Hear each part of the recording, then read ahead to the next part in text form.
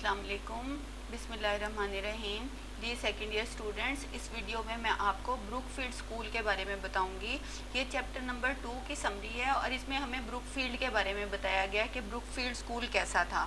اچھا، یہ جو اسکول تھا اس کے باہر جیسے آپ دیکھیں اسکولز کے اور کالجز کے باہر اکثر درخت لگے ہوتے ہیں، تو یہ جو ایلم ٹری ہے، یہ سامنے پکچر آ رہی ہے ایلم ٹری کی، اس درخت کی پوری ایک باڑ بنی ہوئی تھی، ایک پوری دیوار بنی ہوئی تھی۔ بروک فیلڈ اسکول اس درخت کی جو باڑ تھی اس کے پیچھے تھا، اور بروک فیلڈ اسکول کی جو دیوار تھی اس پہ بیل چڑھی ہوئی تھی، اور وہ جو بیل تھی اس کا جو خزاں آتی تھی اور اس کے پتے جھڑ جاتے تھے، براؤن کلر کے ہو جاتے تھے، تو بروک فیلڈ کی بلڈنگ ان پتوں کی وجہ سے براؤن کلر کی دکھائی دیتی تھی۔ اچھا، اس کے علاوہ آپ دیکھیں جو بروک فیلڈ اسکول ہے وہ بتایا گیا ہے کہ 18 سینچری کی جو بلڈنگز تھی ویسا تھا۔ ان بلڈنگز کی خاص بات یہ تھی کہ درمیان میں ایک صحن ہوتا تھا اور چوکور صحن ہوتا تھا، اور اس کے ارد گرد جو تھی وہ عمارت ہوتی تھی۔ جیسے آپ دیکھیں کہ ہمارا جو کالج ہے ماڈل ٹاؤن کالج، اس میں جو اولڈ بلاک ہے اس میں درمیان میں صحن ہے اور چاروں طرف اس کے برآمدے ہیں اور پھر کمرے ہیں، تو اس طرح کی اس شیپ کی وہ بلڈنگ تھی بروک فیلڈ کی۔ اور یہ کوئین الزبتھ کے دور میں، یہ دیکھیں یہ پکچر ہے کوئین الزبتھ کی، یہ کوئین الزبتھ کے دور میں قائم ہوا تھا۔ اچھا، ایک بات یاد رکھیں، یہ ایک فکشن ہے، یہ افسانوی ناول ہے، یہ حقیقت میں نہیں ہے۔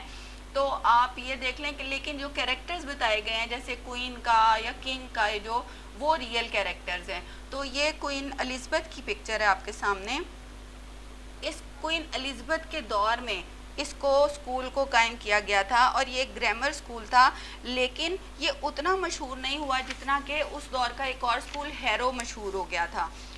یہ اسکول جو تھا اس لحاظ سے تھوڑا بدقسمت تھا، کبھی کبھی یہ بہت زیادہ مشہور ہو جاتا تھا اور کبھی کبھی اس کی جو شہرت ہے وہ بالکل ختم ہو جاتی تھی، اور اتنی کم ہو جاتی تھی تعداد میں، بچے بھی اتنے کم ہو جاتے تھے اور اس کی جو ریپیوٹ ہے وہ بھی اتنی خراب ہو جاتی تھی کہ بالکل ختم ہونے کے قریب ہو جاتی تھی، لیکن پھر دوبارہ یہ مشہور ہونے لگ جاتا تھا، یعنی سٹیبل نہیں تھی، کبھی یہ بہت مشہور ہو جاتا تھا اور کبھی یہ بالکل ہی لوگ اس کو بھول جاتے تھے۔ جارج اول کے دور میں، یہ ہے جارج اول کے دور میں اس کا جو سٹرکچر تھا بروک فیلڈ اسکول کا، اس کو دوبارہ بنایا گیا، یعنی ری بلڈ کیا گیا، دوبارہ اس کو تعمیر کیا گیا، اور اس میں ایڈیشنز بھی کی گئی، یعنی اضافے بھی کیے گئے، بلڈنگ کو انلارج بھی کیا گیا اور ری سٹرکچر بھی کیا گیا۔ اور اس کے بعد جو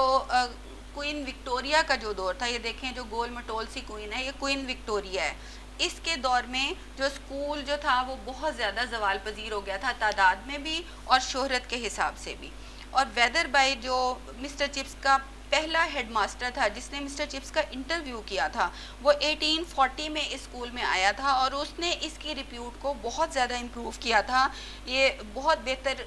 بہتری لانے کی کوشش کی تھی، تو لیکن یہ نمبر 1 تو کبھی بھی نہیں ہو سکا۔ بہرحال یہ سیکنڈ رینک کا اسکول تھا، دوسرے درجے کا اسکول تھا، اور اس اسکول سے پڑھے ہوئے بچے ہر میدان میں تھے، وہ ججز بھی بنے، پارلیمنٹ کے ممبرز بنے، ایڈمنسٹریٹرز بنے، کچھ ان میں سے نواب بھی بنے، پادری بھی بنے، لیکن زیادہ تر لوگ جو اس اسکول سے پڑھ کے نکلے وہ بزنس مین تھے، مینوفیکچررز تھے، یعنی صنعت کار تھے، یا پھر اور مختلف پیشوں میں جانے والے لوگ تھے۔ لیکن یہ ایسا اسکول تھا جس کے بارے میں ہر کوئی یہ کہنے پہ ضرور مجبور ہو جاتا تھا کہ اس نے اس کے بارے میں سنا ہوا ضرور ہے، یعنی ایسا اسکول نہیں تھا جس کو لوگ جانتے ہی نہ ہوں۔ یہ سیکنڈ رینک کا اسکول تھا لیکن اس کے بارے میں سب لوگ جانتے ضرور تھے، اور اگر یہ سیکنڈ رینک کا اسکول نہ ہوتا تو مسٹر چپس بھی اس میں نہ ہوتا، کیونکہ اگر یہ نمبر 1 اسکول ہوتا تو مسٹر چپس کی جو قابلیت تھی، اس کی جو ڈگریز تھی وہ ایسی نہیں تھی کہ وہ نمبر 1 اسکول میں پڑھا سکے، تو یہ سیکنڈ رینک کا اسکول ہونے کی وجہ سے مسٹر چپس اس میں تھا۔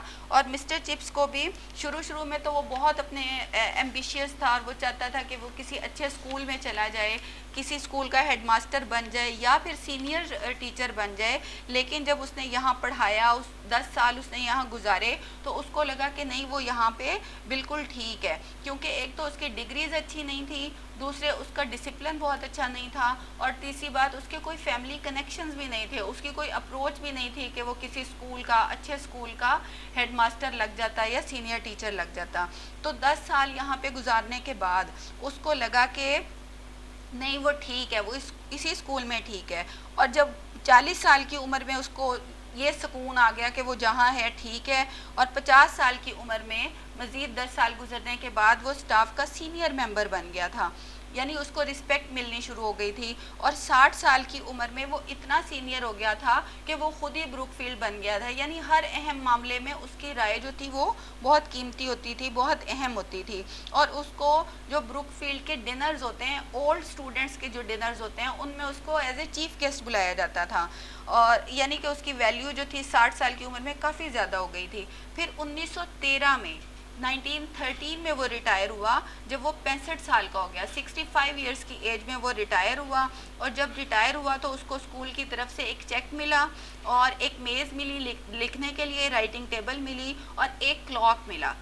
اچھا، اس کے بعد وہ سڑک کے دوسری طرف بروک فیلڈ کے بالکل اپوزٹ مسز وکٹ کے گھر میں رہنے کے لیے چلا گیا۔ مسز وکٹ کے گھر میں اس نے ایک کمرہ کرائے پہ لیا، اور اس کمرے میں وہ رہنے لگ گیا، اور وہاں پہ وہ شفٹ ہو گیا۔ لیکن یہاں پہ بات ختم نہیں ہوتی، چیپٹر یہاں پہ اینڈ میں ایک کلو ملتا ہے ہمیں کہ ابھی کچھ اور بھی ہونا تھا، یعنی مسٹر چپس ریٹائر تو ہو گیا ہے لیکن ابھی کچھ اور بھی ہونے والا تھا، وہ آپ کو اگلے چیپٹر میں پتہ چلے گا کہ کیا ہونے والا تھا۔ Thank you.